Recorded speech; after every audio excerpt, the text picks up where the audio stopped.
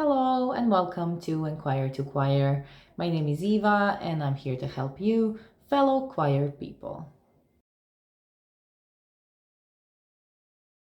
If this is your first time here on the channel, welcome. I hope you stick around. Enquire to Choir is made for people who are working with choirs, amateur choirs, or as amateur choir directors. I hope you stick around and find the channel useful. In this video, we're going to talk about something we stumbled upon in one of the previous videos about what to do when you don't have enough choir singers. It's a common occurrence in an amateur choir when you don't have enough choir singers or when the circumstances are like that to introduce the tenorines.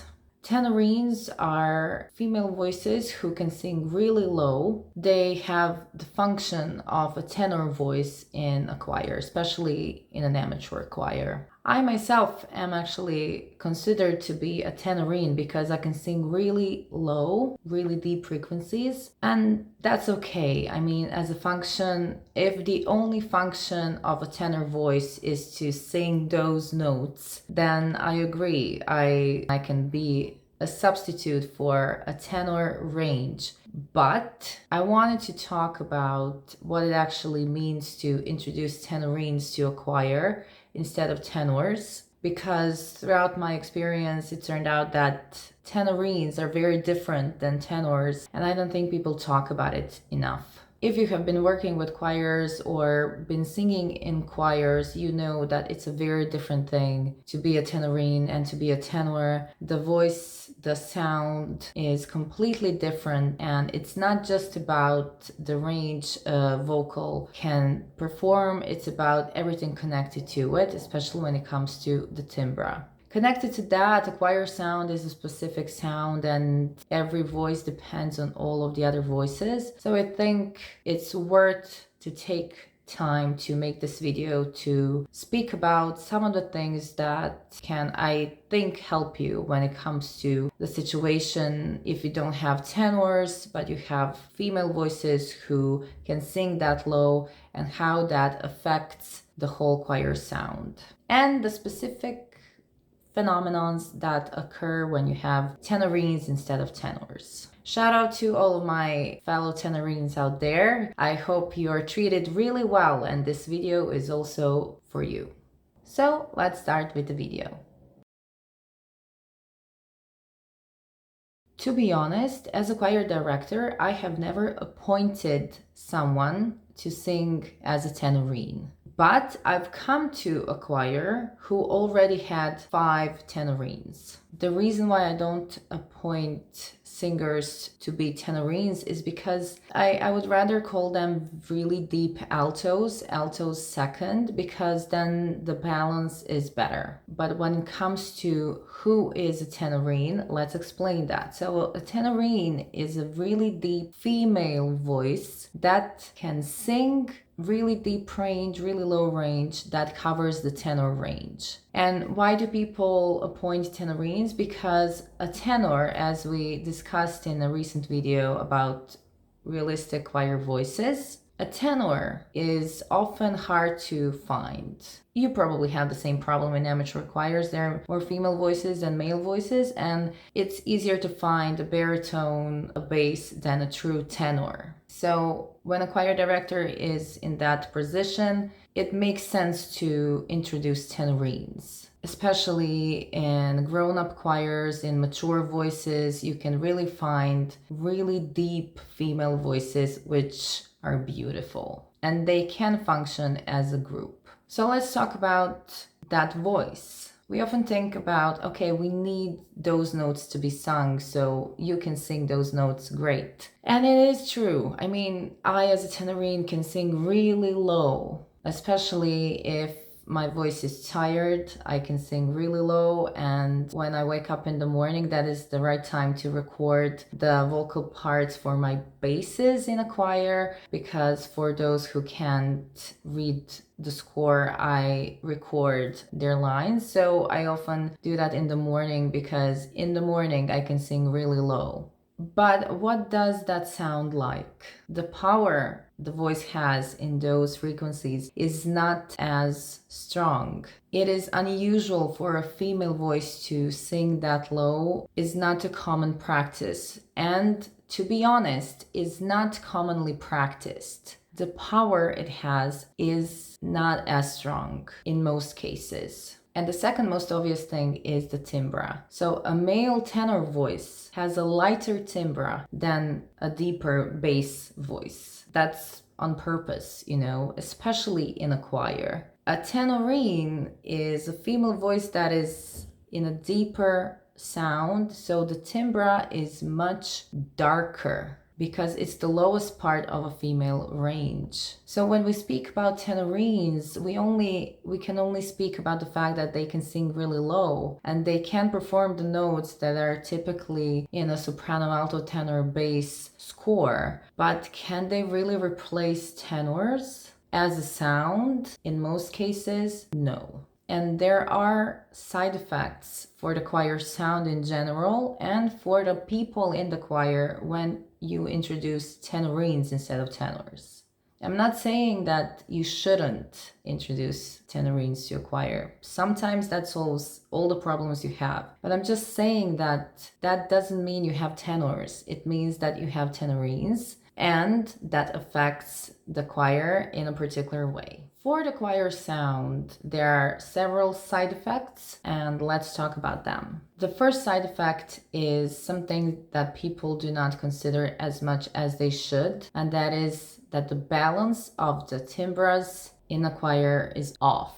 There are many choir sounds, and I don't think there is one particular we should all aim for. But it is true that the whole harmonic system, the whole way the scores are written in classical music, especially, is by supporting the harmonics, and it is supporting the main frequency of the chord. And there is a reason why a bass, the lowest frequency, and the deepest timbre is supported by a lighter male timbre, and then the lower female timbre has a supportive higher timbre in sopranos, because the harmonic system and the harmonics function in that way that the first harmonic of a main frequency is an octave above. And I am happy to say that acoustics video is really coming up next week, so we're going to talk about it. But for now, that is something that is true. So when you look at the harmonic structure of a chord, the regular most of choir music is written in, the choir structure, the common choir structure is functional in that way. So when you introduce tenorines instead of tenors, your timbre structure is different because you have a deeper timbre by the male voices, and then you have a really deep timbre by tenorines, and then you have a bit lighter timbre in altos, and there is a really light timbre in sopranos. Just saying that, it turns out that you only have one voice part that is really light when it comes to all of the others, because all of the other timbres are really darker, deeper, velvet-like. So when your choir sings scores that are written in a classical way, it doesn't sound as it should. I'm just saying that you cannot get the same type of a choir sound when you have tenorines instead of tenors, because the balance is different. I won't say it's off, but it's different. So if you're struggling with your choir sound and you do not know what the issue is, maybe the issue is you keep wanting to make a classical choir sound out of a non-classical choir structure.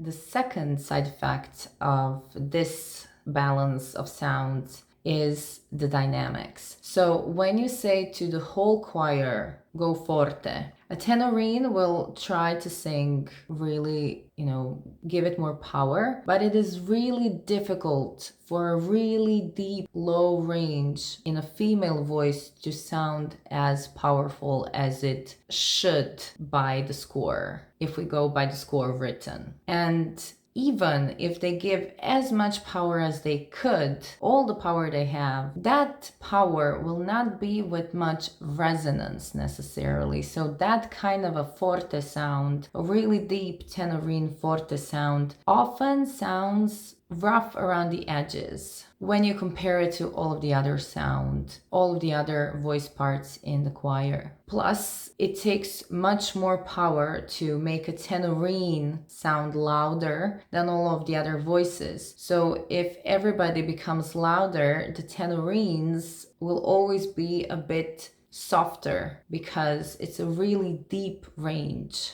And I don't want to say that it's an unnatural range because that's not true. I am a tenorine and my true range is a really deep range, but even I, whose deepest range is comfortable for her, I cannot give it much power. And if I give it much power, it often results in me having troubles with my voice and not getting the necessary effect. So the dynamics to do a forte in that kind of a balance of sound is different. So if you say to your choir, go forte, and everybody goes forte, but your balance becomes off, maybe that's because the tenorines cannot get the same amount of power. So it does change the structure of the choir sound. We talked a lot about dynamics in a specific video. I will highly recommend you go there, but I think you understand what my main point is. Another thing connected to acoustics is this side effect. If you are in a place where the acoustics is really bad, the tenorine sound is the first one to go. Because it's a deeper range, it's a deeper frequency range, and with less power, which means less resonance. So the sound doesn't carry that well, because as we will discuss in the next video, a sound is a wave and it needs particles and support by the media to spread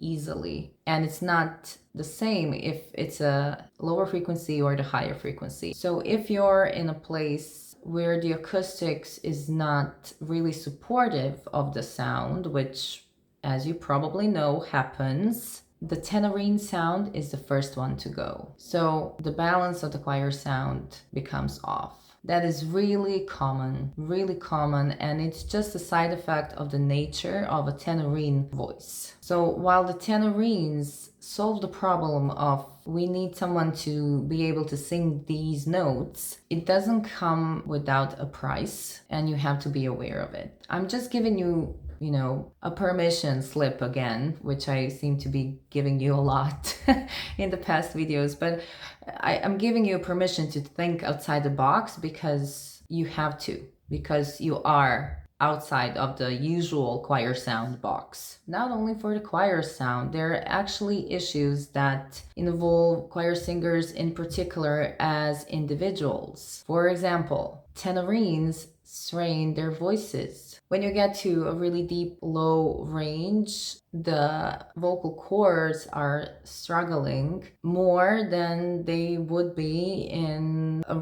bit higher range. Again, it's about the timbre, it's about the way our vocal apparatus is formed. So if I, as a tenorine, have to sing louder, I strain my voice as a side effect. I will be honest, nobody ever worked with me on the vocal technique for a deeper frequency than everybody keeps talking about how to achieve the heights, but less people talk about how to achieve the depths of vocal range. So it's common to want to sing louder and to compensate for all of the things that are happening in a choir sound, and then you compensate by straining your voice. Plus, when you do that, you know that the sound isn't as mellow as the rest of the choir sound is. So that's a side effect. For an individual singer, that's a huge side effect. It is natural that we try to compensate for something because we are in the middle of the choir sound and we want to compensate for the fact that as a tenorine, we know that we're not heard as well as all of the other voices, so we try to give an extra effort. And in a really deep low range, you cannot get as much resonance because the timbre is really deep. So what will happen? The voice will suffer. But the most interesting side effect of having tenorines is how they affect the male voices in a choir. And hear me out, okay? This is something nobody ever told me, and I've experienced a lot,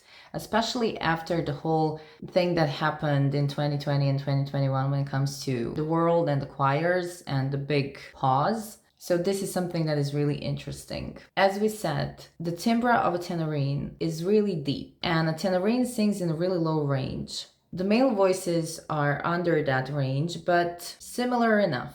Where the tenorines sing is a deep timbre for them, but for a tenor that would be a really light timbre. A male voice is used to either calibrating to a lighter, higher male voice or a lighter, higher female voice. But a deeper, higher female voice is something our ears as a frequency spectrum analyzer are not used to as much. So if I give, for example, G3 for my tenorines to sing and for the bass to sing, the bass will sing the G3, but when they sing the same G3 as the tenorines, their ears subconsciously think, oh no, I'm not in the right octave. I better go an octave below, because they're not hearing the lighter timbre. Unintentionally, they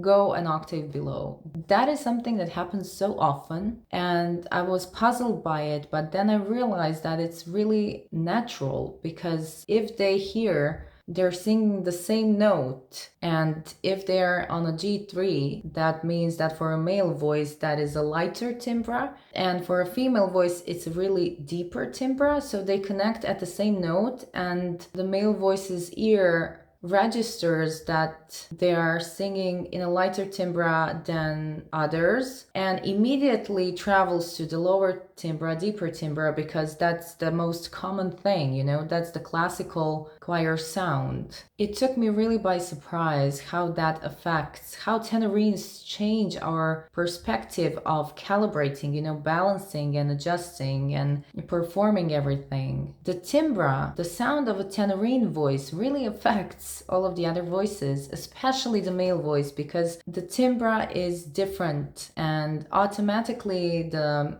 deeper male voice's ears connect to it, and they think, no, I'm not in the right octave, I better go an octave below. Then they go the octave below and nobody is heard anymore, because that's very common. Plus, I realized this. If I have a rehearsal where none of the tenorines show up, and I have sopranos, altos, and basses, the basses will start to sing the soprano line in an octave or two below, because that is something their ear registers when they lack the connection between the higher voice parts and their voice part. I don't know why this happens. I will think about it more, but the best I can think about that is there's just a lack of a frequency spectrum they're used to, and their ears, which is, our ears tend to adjust really well in that way. They connect to the most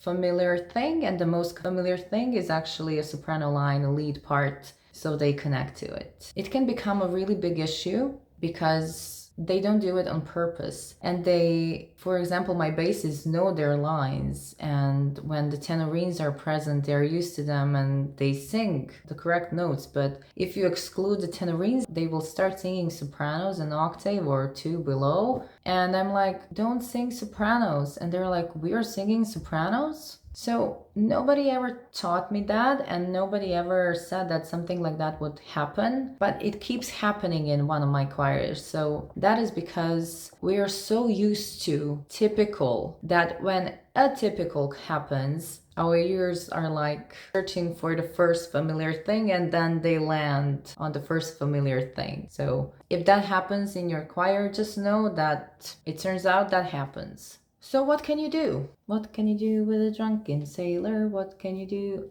Oh, we should sing that. I forgot about that song. Moving on. What can you do about this issue? Don't lose the Tenorines. They're very valuable players. They're the most valuable players because you don't have any tenors. The first thing you can do is you can choose good repertoire. I think 50% of the job is choosing something that will work better for your choir. Analyze the score. There is a video here about how to analyze a choir score as a choir director in that sense. So really look at the way the tenor line behaves. If it is something that will work better for your choir, choose it. Okay, so don't just choose a song. Oh, this is a really good song, we should sing it. You should really look at the score before you choose it, because that can really make a difference, especially when you have an atypical choir, as in this case. Research how to work with tenorines when it comes to the vocal technique, how to reach the depths, and how to get more power in a lower frequency range. That is something that you can research. And again, there is something to be said about what is a correct female voice, what is a typical female voice, you know, what is a female voice in general, and do we need a division like that? But it is true that we often aim for the heights and not for the depths of the range, so you can study that particular part of the vocal technique. A funny thing you can do is give the first note in the correct timbre. For example, if the tenorines and the basses have the same first note, na, for example. So in a tenorine voice, that is na, but to the basses, in most cases, they will sing na. You know, it's not the morning. If it were the morning, I would be able to sing that note. But, you know, they will hear a deeper timbre, na, and they will go below. Then I have to sing it na for them to register that they're in the wrong octave. So maybe the tenorines and the basses have the same note, na, but when I'm giving them the intonation, the first tone, the first pitch they have to sing, I will show the tenorines and the basses like this, na, na, and then the basses sing it correctly. I know that's a funny instruction, but it works. I've been frustrated many times with the fact that basses sing in the wrong octave, and then I realized that they're not the ones to blame. I have to find a solution for that problem. So I did, and it works. And when it comes to the dynamics, if you need a stronger sound, but the tenorines can't sing as strongly as others, what will you choose? You will choose a well-balanced sound. So in order for the tenorines to, especially when they have a solo part, for them to sound powerful enough, the others have to be a bit softer. So it's about the balance, it's about the contrast. It's not about everyone getting as loud without any correlation to other singers in the choir. So be aware of that fact that sometimes you cannot get the most powerful sound, but you can get a well-balanced sound. And sometimes you have to choose between the two. And for me, it is always more sensible to choose the well-balanced sound. You know, after making this video, I feel like, wow, tenorines. As I said, it is a specific situation, but it's not an uncommon one. It needs some adjusting. And the reason why I wanted to talk about this is because it changes the game a bit to have tenorines instead of tenors. But if you adjust a bit like this and you change your perspective a little bit and you think outside the box, then you are on to a good path, in my opinion. Okay, so that was it. I really hope you find this helpful. I would be really interested to know if you have tenorines or tenors. I know they're a common occurrence in amateur choirs, and amateur choirs is mostly what we're talking about here on the channel. If you're here as a new subscriber or a new viewer, I have a good playlist for you. The Choir Director's Toolkit, Go through it a bit. You can find a lot of videos. The channel is small, but we've been here for a while, more than 5 years. So there have been many other videos, and I hope you find many of them helpful. If you wish to see more from Enquire to Choir, you can subscribe, and if you wish to talk to me, you can email me or put a comment down below. If you liked the video, you can like it. It helps the algorithm. Ooh, the YouTube algorithm. I hope I see you again soon. Conduct well, conductors, and I'll see you next time. Bye!